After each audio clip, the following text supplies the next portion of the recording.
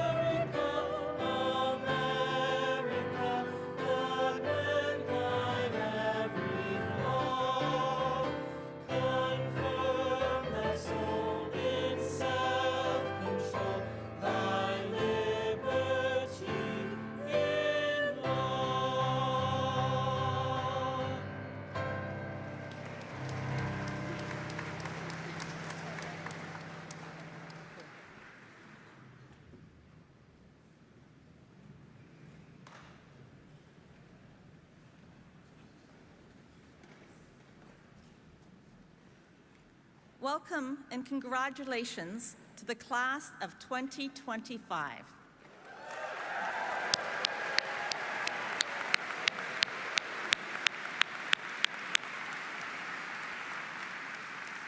As the official end of the academic year, Baccalaureate is an opportunity for you to reflect on the experiences you've had here, and an opportunity for your family and friends and the entire Bowdoin community to come together and celebrate with you. It's also an opportunity for me to share a few reflections on your class as a whole and on my hopes for what lies ahead for you.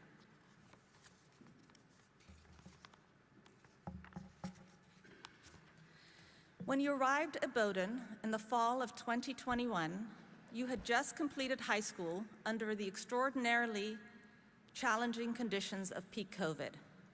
Many of you had spent much of that year at home, separated from your friends, learning in Zoom classes.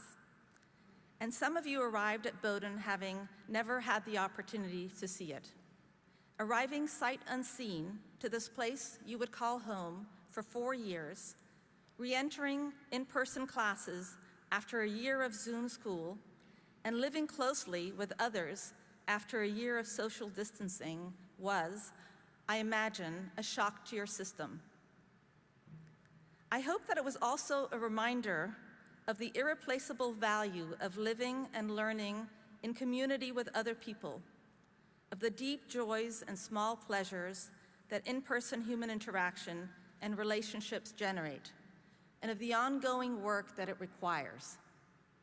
That joy and pleasure is visible across this campus. The fruits of that work are evident in everything you've accomplished as individuals and as a class, in the community you have built together. In a way oddly analogous to COVID, albeit for very different reasons, the AI revolution is asking us again to reconsider and not take for granted the value of human relationships, the meaning of being human, the good that comes from living, working, and learning in community with others.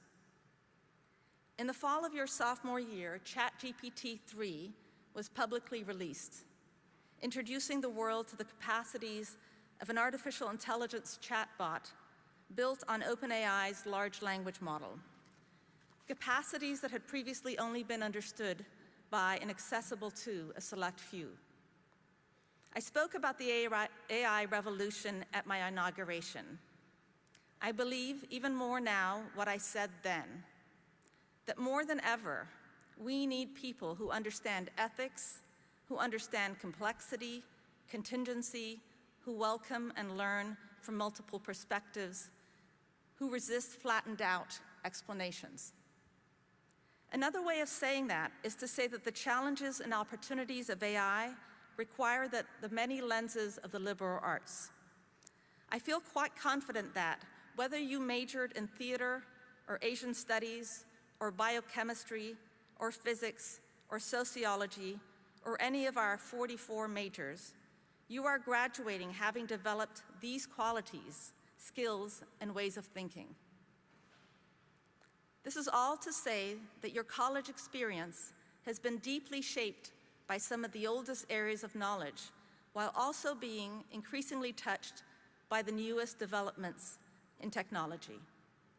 I am heartened by the fact that you will bring to this new world of AI what you learned from these foundational ways of knowing.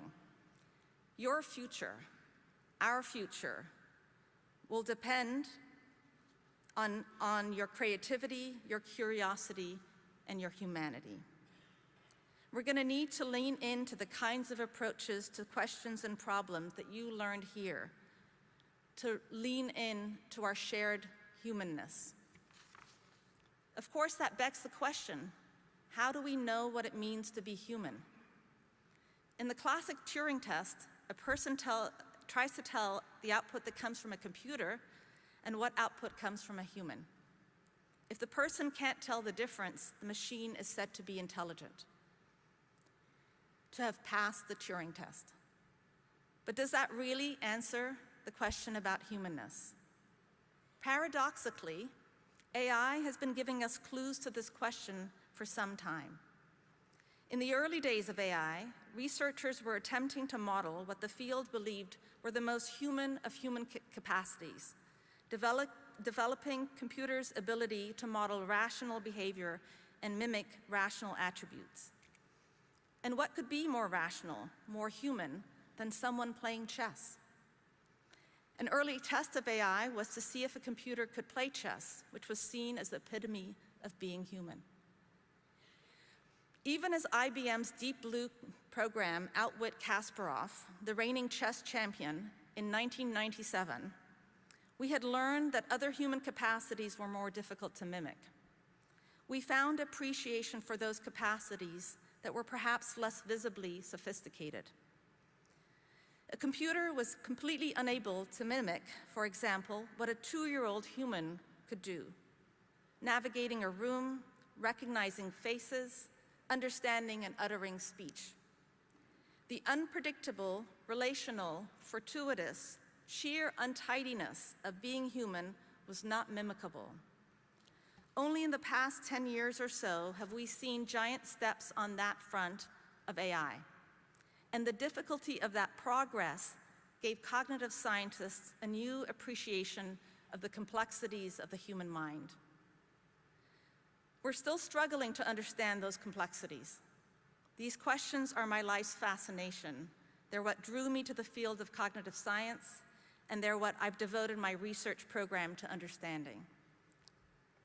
But there are ways to tell who is human, to be human, to value other humans than ever more sophisticated Turing tests. One of them may be to pay attention to each other, to care. In a recent New Yorker article entitled, "Will Humanities Survive Artificial Intelligence?" historian Graham Burnett reminds us that Iris Murdoch suggested that the capacity to give true attention to another being lies at the absolute center of ethical life.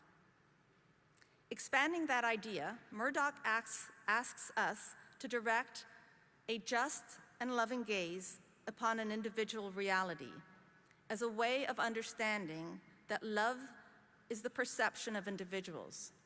Love, she writes, is the extremely difficult realization that something other than oneself is real. Murdoch developed this idea in an essay more than 70 years ago in the summer of 1966 when she was at Bowdoin College at a meeting of the study group on the foundations of cultural unity. Bowdoin was then, as it is now, a generative space for big ideas. In that same New Yorker article, Burnett describes an exercise he asked his students to do. He asked them to have a conversation with a chatbot. One student tried to trick the chatbot by asking it, despite its disavowals of consciousness, to pretend that it was capable of human thought.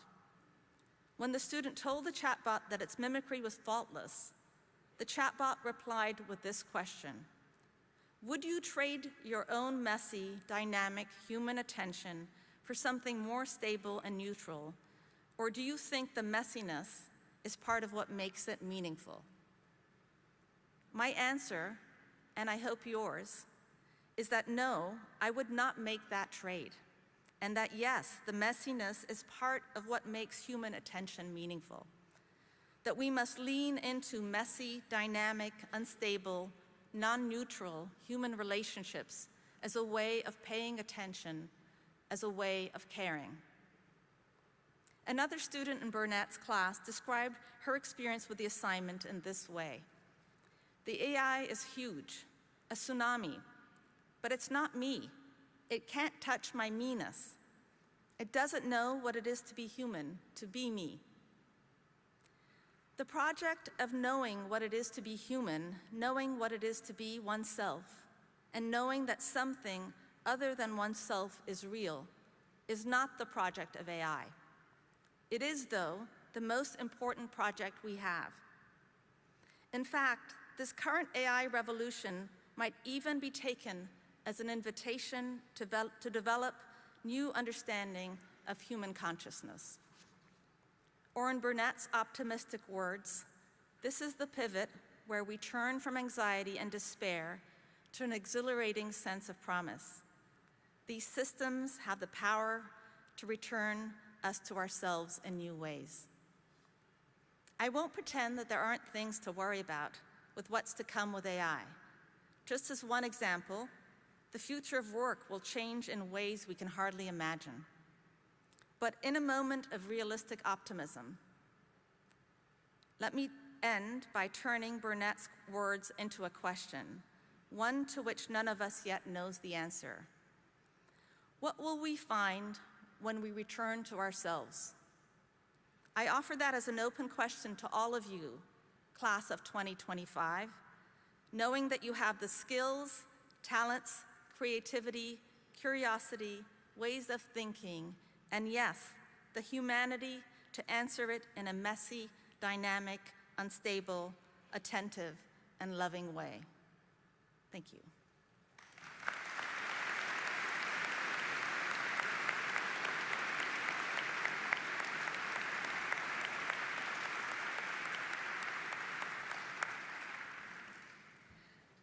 I'd like now to introduce Isabella Jingwang Wang, a member of the graduating class and winner of the D'Alva Stanwood Alexander First Prize, which carries with it the opportunity to speak here at Baccalaureate.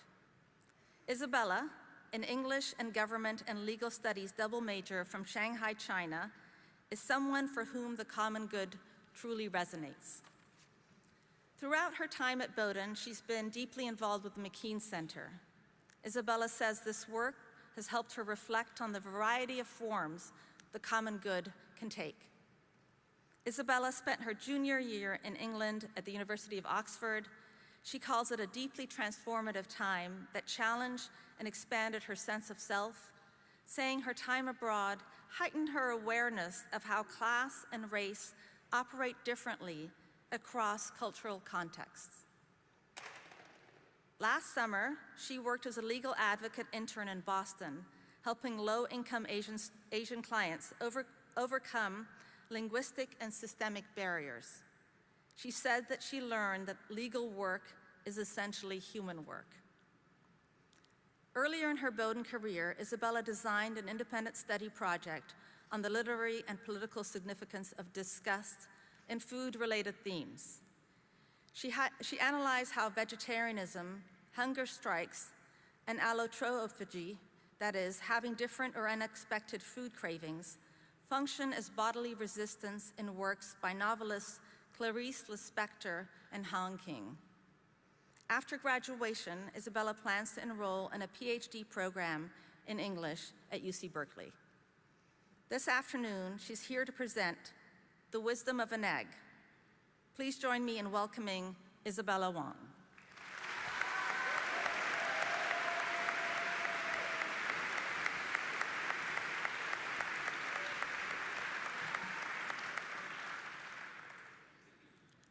President Zaki, members of the college, and esteemed guests, good afternoon. 4 years ago, when I first arrived at Bowdoin, I didn't know what to expect. Would I do well academically? Would I survive the infamous Maine winter? Would I finally understand what lacrosse is? Spoiler, no. But there was one thing I knew for certain about Bowdoin. I would eat well here. Virginia Woolf once said, "One cannot think well, love well, sleep well, if one has not dined well." If that's true, then Bowdoin dining has been fueling some of the finest thinking, loving, and sleeping in this country. The spacious dining halls transform meals into conversations, professors into lunch companions, and strangers into lifelong friends. But beyond just good food, Bowdoin has provided us with the opportunities, resources, and care that allow us to thrive.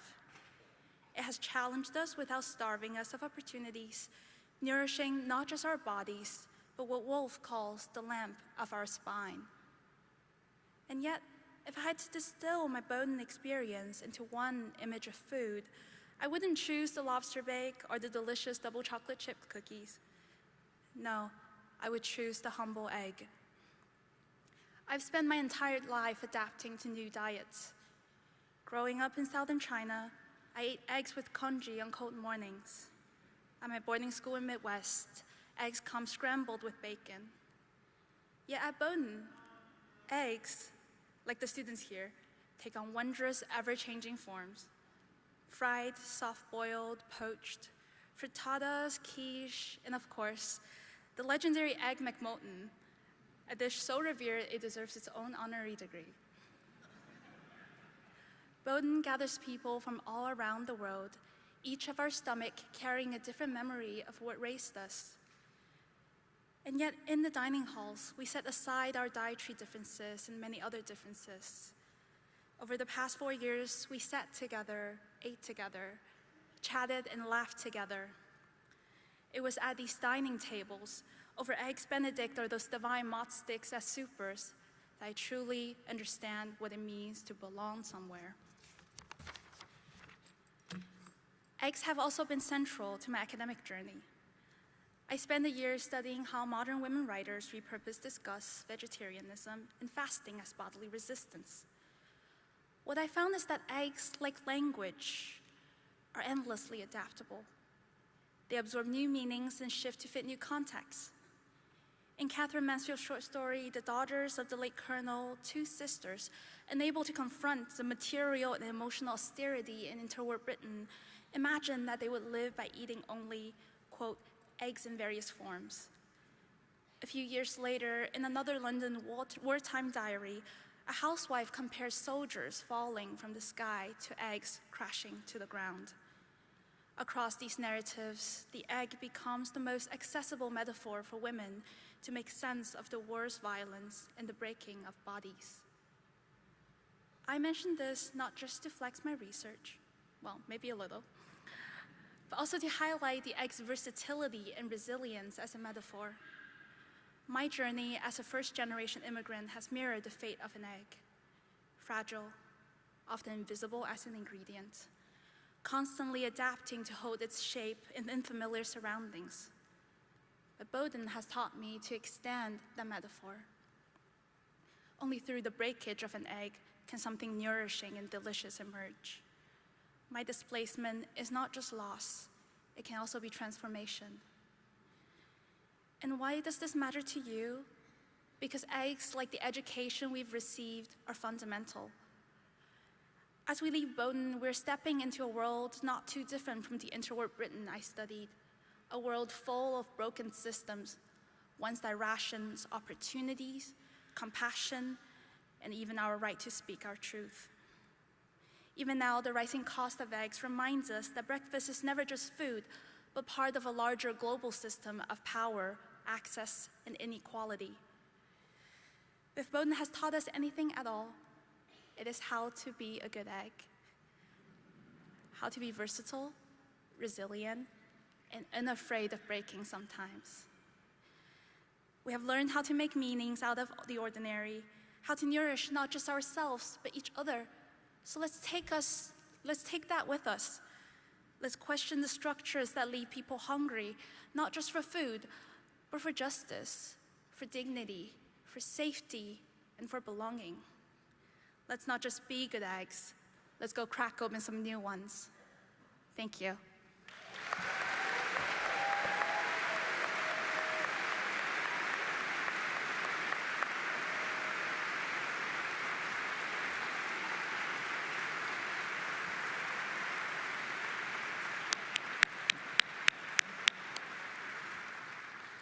Thank you, Isabella. That was just wonderful.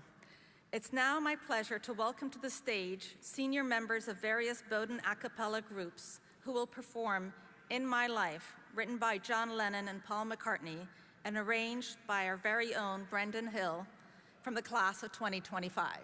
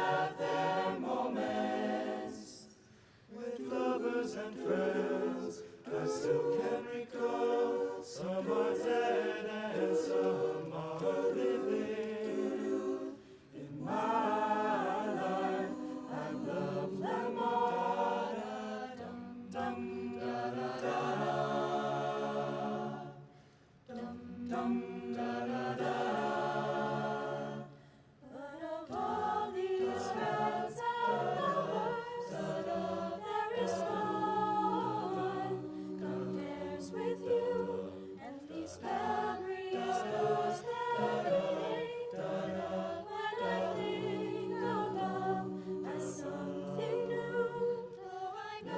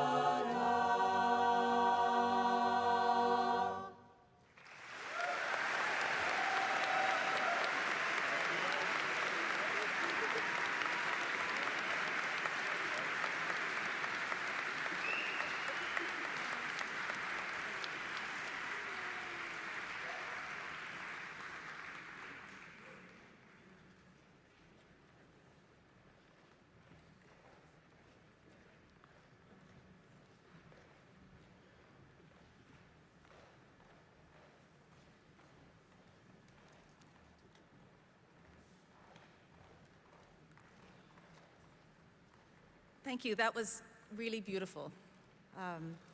Yes, one more time.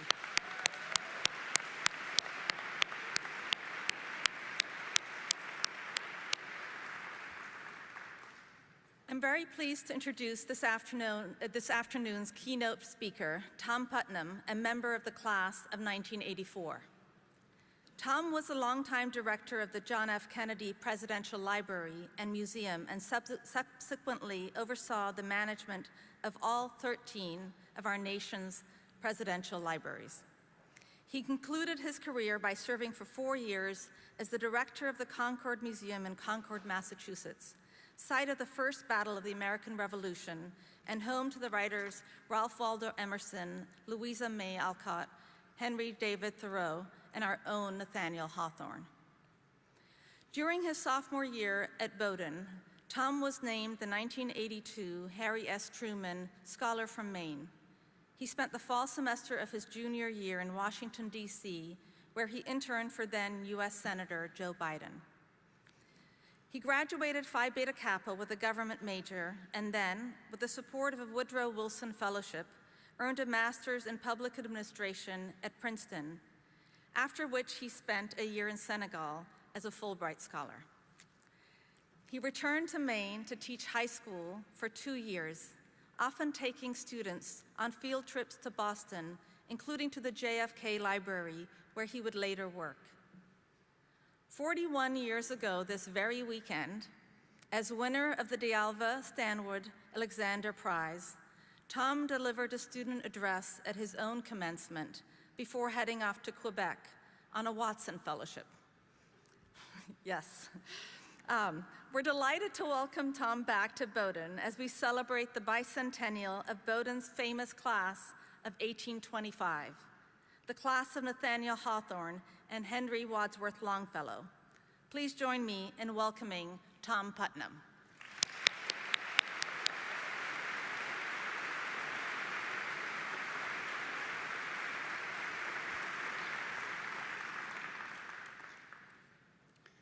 It was uplifting for me to be back on campus today, and before I begin my remarks, let me also thank the a cappella singers, but also the musicians who performed at this morning's commencement concert, and Jeremy Frey for the engaging conversation about craftsmanship and high art, after which I went to see his basket on display in the Walker Art Building.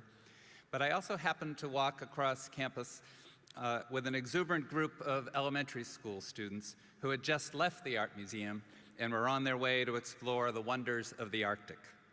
It was on a soggy day, the juxtaposition of all of these talented artists and young, curious minds lightened my heart and resonates, I hope, in what I had planned to say.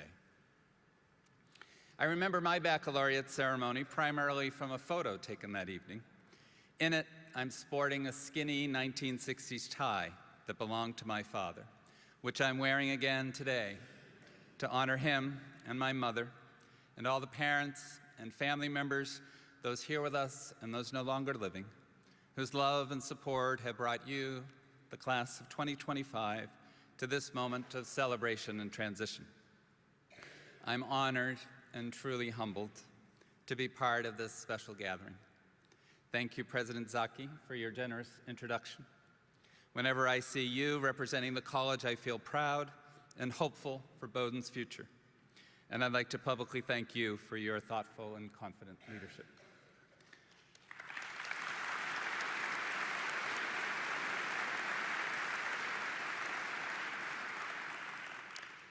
By that response, one senses you're faring better than Bowdoin's president in the 1820s, William Allen, who one student described as, quote, a short, thick little lump of a man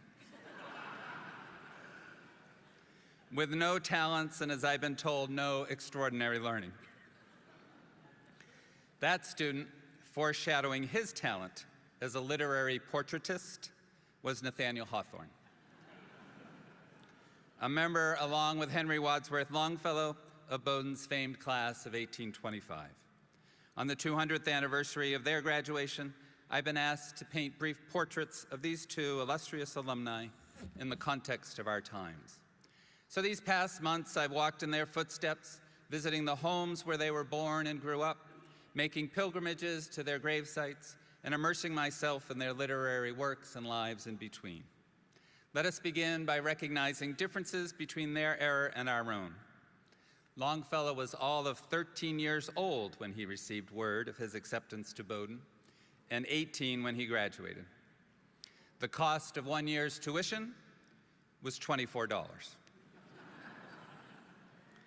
During those years, there were only 4 buildings on campus, and one of those, Main Hall, the sole student dormitory, burned to the ground in 1822. While at Bowdoin, Henry and Nathaniel were not particularly close. Hawthorne was 3 years older, they had different dispositions, and belonged to competing academic societies which lent books to their members since the library was only open for 1 hour each week. They hailed from families of different social circumstances. Hawthorne's father, a ship captain, died at sea when Nathaniel was 3 years old. His uncle paid his tuition bills, and after graduating, Hawthorne returned to his family's home in Salem, where for 10 years he worked to perfect his craft to little acclaim. During that decade, he read voraciously, rarely left his room, taking his meals on a tray and walking the city streets at night. Longfellow's family was prosperous, and financial concerns were never an issue. An academic standout during his senior year, he so impressed the faculty with his Greek translations that the college offered him a named professorship at commencement. Like Isabella, who just offered us such a delightful address, Longfellow was chosen to speak at his graduation. In his remarks, he observed the United States had not yet severed, quote, its literary allegiance to Old England, and he advocated for a new national literature associated with the beautiful scenery of our country, with our institutions, our manners, our customs, and all that has helped to form whatever there is peculiar to us and to the land in which we live. Essentially, his was a young voice calling out from the edge of the Maine wilderness for a revolution in American letters, unaware that he and Hawthorne would emerge as 2 of its literary pioneers. Longfellow tasted success first, and to his credit, used his status to promote Hawthorne's early work. During their lifetimes, Longfellow enjoyed more renown, yet over time, critics suggest Hawthorne's fiction has eclipsed his classmates' poetry. A lesson we might take from Hawthorne's writings is the importance, when examining history, of not ignoring moments of tribulation and misjudgment. Now, graduates-to-be, as you take the next steps in your life journey, I'm sure I'm not the only one here who hopes that does not include spending the next decade holed up in your bedroom and walking the streets of your town or city at night. But biographers suggest for Hawthorne this germination may have been necessary. During those years, he grappled with the role 2 of his forebears played as puritanical judges during and preceding the Salem witchcraft trials. Some believe he changed the spelling of his last name to disassociate himself from these 2 merciless ancestors. Yet in the end, his unique personal connection to that dark moment in our history would animate many of his early stories and later his first and most famous novel, The Scarlet Letter. As a young man, he was aware that his decision to write fiction would be displeasing to his forebears, writing, quote, doubtless these stern and black-browed Puritans would deem my current occupation worthless, if not positively disgraceful. What is he, murmurs one gray shadow of my forefathers to the other, a writer of storybooks? Why, the degenerate fellow might as well have been a fiddler. And yet those storybooks have become an integral part of our literary canon, addressing timeless questions concerning how individuals of conscience confront moral dilemmas within the reigning orthodoxies of their time. Those questions are as germane today as they were for the townsfolk and civic leaders in Salem who stood by as innocent people were executed. And they were relevant during Longfellow and Hawthorne's lifetimes, when the debate over slavery dominated our national discourse. A different lesson can be gleaned from Longfellow's poetry, how to use heroic moments from our past to inspire civic action in the present. Longfellow loathed politics, and he looked instead for creative ways to use his literary voice to advance certain causes. Perhaps because his 1842 volume, Poems on Slavery, barely caused a ripple, he was especially struck by the success of Brunswick's own Harriet Beecher Stowe, writing, quote, "How she is shaking the world with her Uncle Tom's Cabin. At one step, she has reached the top of the staircase up which the rest of us climb on our knees year after year." Spurred on by Stowe's example and encouraged by a friend to, quote, "write some stirring words that shall move the whole land on behalf of abolition," Longfellow crafted one of his most famous poems, Paul Revere's Ride, resurrecting the story of a forgotten revolutionary hero to prod the conscience of his northern contemporaries and inspire them to consider risking their lives like their forebears had done, should war be required to preserve the Union. While many can recite the famous first lines, "Listen, my children, and you shall hear," it may be the concluding stanza that Longfellow would wish us to recall. "For born on the night wind of the past, through all our history to the last, in the hour of darkness and peril and need, the people will waken and listen to hear the hurrying hoofbeats of that steed and the midnight message of Paul Revere."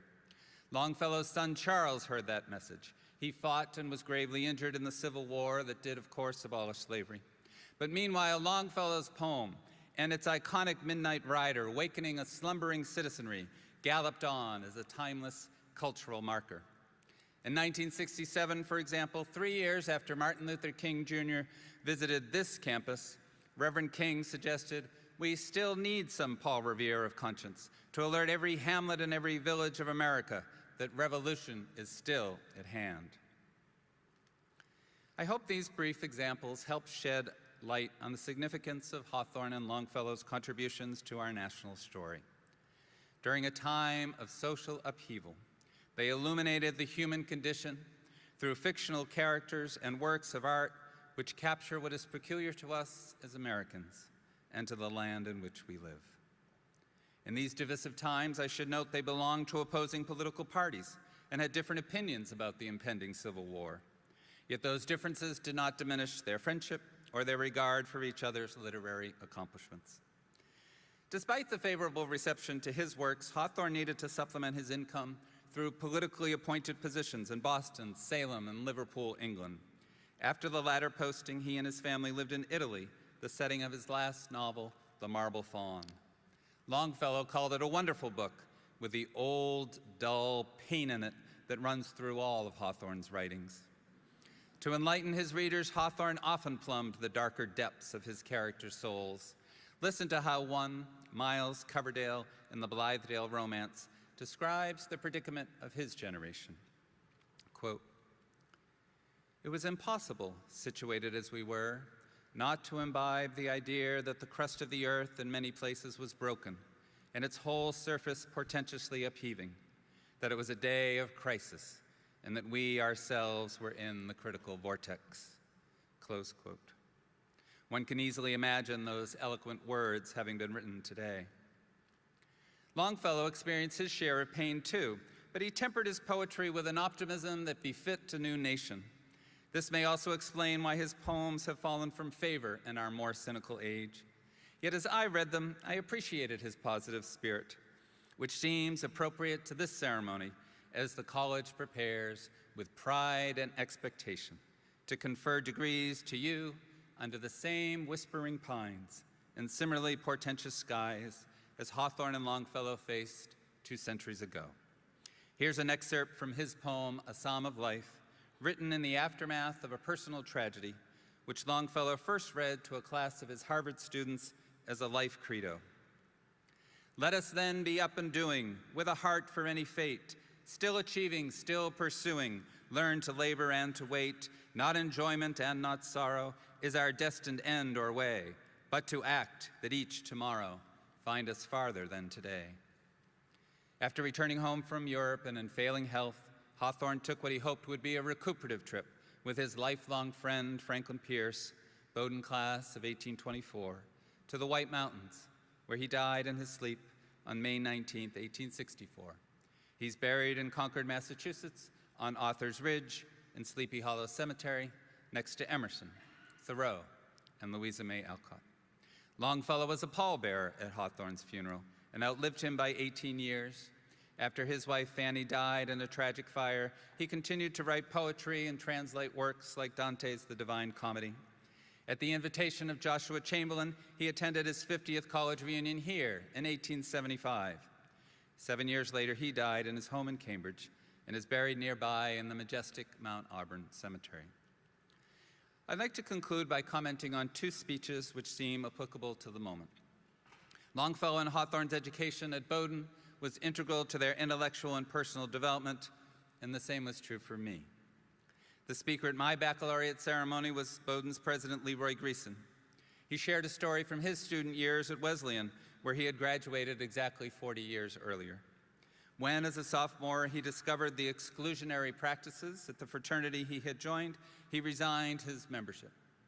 He used that small act of conscience as a backdrop to his larger address concerning Bowdoin's pressing need to widen its ranks, recruit more female professors and senior leaders, and attract a more diverse faculty and student body. He closed with these words to my graduating class, which I extend to you. So much of what happens tomorrow depends on you today. When you come back for your 40th reunion, what will have happened to Bowdoin and to the world it both reflects and aspires to lead? I did attend my 40th reunion last June, and I am proud of how this college has changed over time, though I'm concerned whether it and other institutions of higher education will continue to have the independence they need to chart their own futures. As to the world the college reflects, I'm alarmed by its increasing divisions, and in a new hour of peril and need, by the fissures in our democracy. It is to this last point that I wish to close. As was mentioned, I worked for most of my career at the John F. Kennedy Presidential Library. JFK credited his mother for his lifelong appreciation of literature. As a child, Rose Kennedy made weekly visits to Hawthorne's grave on Author's Ridge and Sleepy Hollow Cemetery. As a parent, she required her children to recite poems like Paul Revere's Ride over dinner, introducing them to her favorite American authors to burnish the markings of their Irish immigrant past. In October of 1963, in what would be his last visit to his home state of Massachusetts, President Kennedy dedicated the library at Amherst College, named for Robert Frost, and spoke on the role of writers and artists in a democracy. The speech was given in the context of the Cold War, a worldwide competition between capitalist democracies and communist totalitarian states.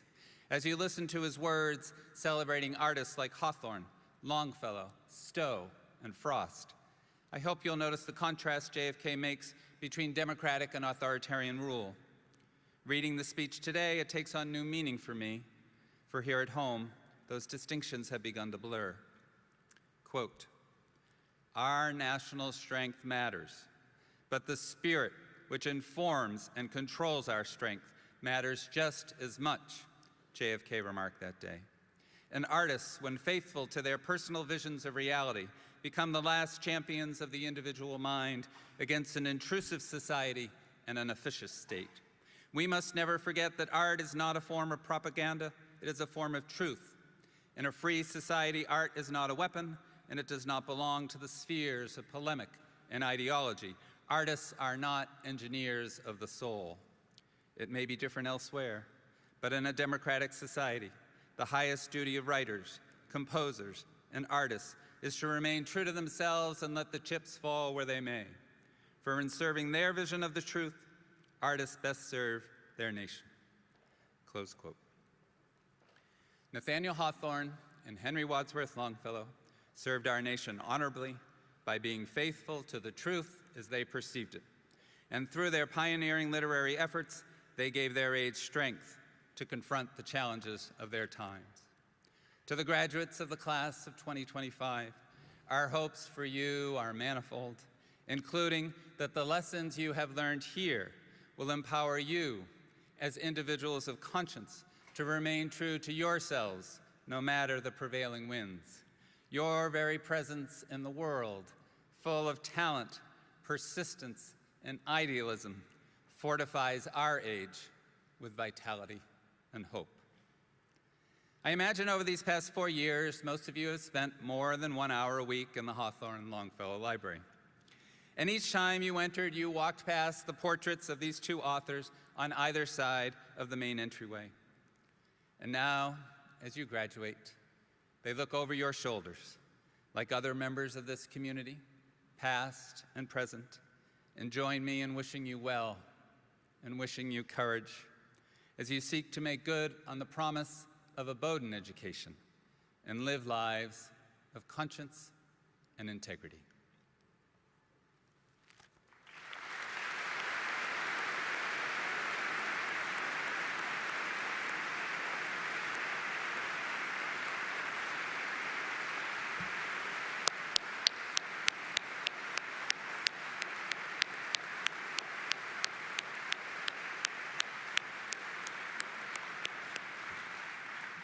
Thank you, Tom. That was just beautiful. To close our ceremony today, please stand if you're able and join members of the class of 2025 and George Lopez on piano in singing Ray's Songs to Bowdoin. You will find the lyrics on the back of your program.